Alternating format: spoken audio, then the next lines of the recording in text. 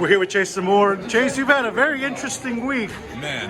Having to be in a boxing card where you get a DQ, get into an all-out action brawl with Nate Diaz. How would you assess the last few days? Man, it's hard to go viral, so I just decided to do it 3 times in one night.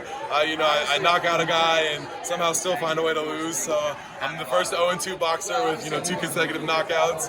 I had a squabble with Nate Diaz. I think that he understands that him and I are just never gonna click. It's like 2 lions in the pride, man. Like he's got to go. He's the older generation where us young fighters are taking over, and he decided to come find me later in the evening and have 5 of his other boys come. So to me, that's a little bit scary personally. If I had a problem with somebody, I would fight them one-on-one. But I'm not in the UFC, so I don't know what goes on over there. For fans who are following along, what happened that night with that entire brawl out the streets? Yeah, man, so I'm just walking down, I'm holding my Mountain Dew in my hand, I got, all my friends with me, and I had a guy come up to me, he's like, I want no problems, and he Spartan kicks me in the chase. So I threw a punch, I cracked him, and he went flying. Next thing I know, I'm getting hit by all these UFC fighters. I got 5 guys on me, and I'm just swinging. I'm swinging, I'm bobbing, I'm weaving. And I had a boxing match like 2 hours before that, so at this point, I'm all in fight mode, so I can't even think logically. And did you and Nate ever get into physical contact on the street with each other? Yeah. Nate was the first person that came. He pushed me. After I cracked the dude, I pushed Nate Diaz off me because he was trying to come throw those bullcrap high knees at me. I think he was a little bit mad that I called him out for trying to hit on college girls. I'm like, bro, you're like almost 40 now, bro. It's time to start get with the wife and kids, and it's red panty night, as Conor McGregor would say. Where did all that animosity start from inside of the arena? Yeah, I think it comes from, I saw him out the night before at the clubs, and, there's only so many, popular people in that town. I think, he was pointing at me with him and his boys, and me and my boys, we got a weird vibe with him, so we ended up leaving.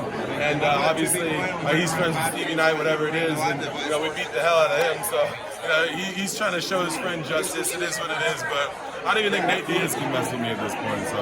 Well, now it seems like he has some actual legal issues to deal with, considering the guy he ended up choking out. How would you assess this entire circus that transpired? I would say I definitely got the last laugh on this one. I might have picked up the steel chair, but he's going to be behind steel bars here real shortly. I'll be sure to pay him a visit. Hey Nate, how's it going, buddy? Let's talk about the actual fight. Unfortunately, you had to get disqualified because you excessively hit the opponent when he was ground.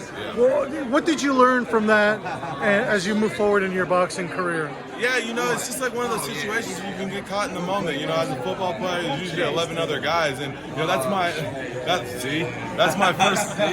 first knockout ever, and so it's a really good feeling. It's kind of like scoring your first touchdown or hitting your first home run, and you got to learn to be able to turn that dog off too. And in that moment, I'm swinging, but I'm not just swinging at Stevie Knight anymore. I'm swinging at all the comments, all the memes, all that missed swing that the whole world happened to see, even when I'm in Australia on holiday. And at that point I was blacked out, and I'm glad he's okay. I'm glad he was able to walk away from that. And I sat in the locker room with him for a bit and chatted with him to make sure he was good. And it's boxing. It's a sweet science. So.